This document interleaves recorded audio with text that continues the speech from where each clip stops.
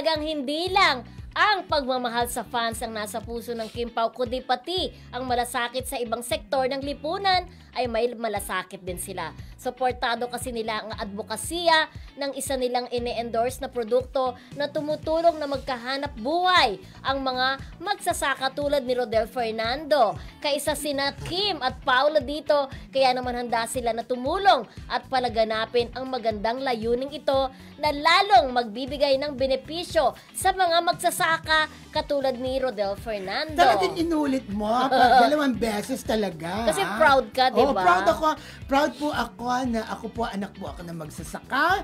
At ngayon po, ay isa rin po akong magsasaka. At diba? malaki naman ang sinasaka mo, in fairness naman hindi sa'yo, naman diba? po, huwag po kayo maniwala. Isa kang eredera. Oo.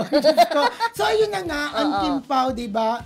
Napakaganda talagang gawain ng isang artista na hindi lamang sa mga fans nagbibigay ng kasiyahan, maging sa ibang sektor, lalo na ang magsasaka. Alam naman natin, Mildred, at ako alam ko lalo na sa panahong ito, yung mga magsasaka talaga hindi nabibigyan ng pansin.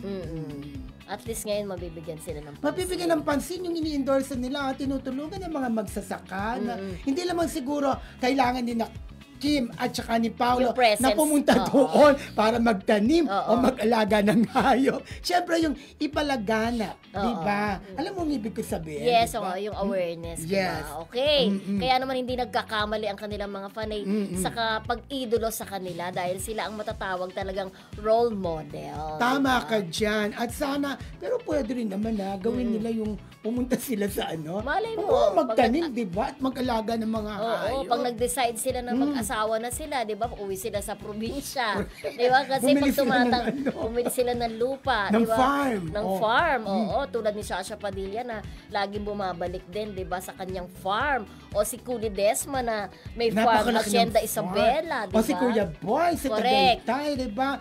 Si Bea Alonso. Alonso. Ang daming may farm, ha?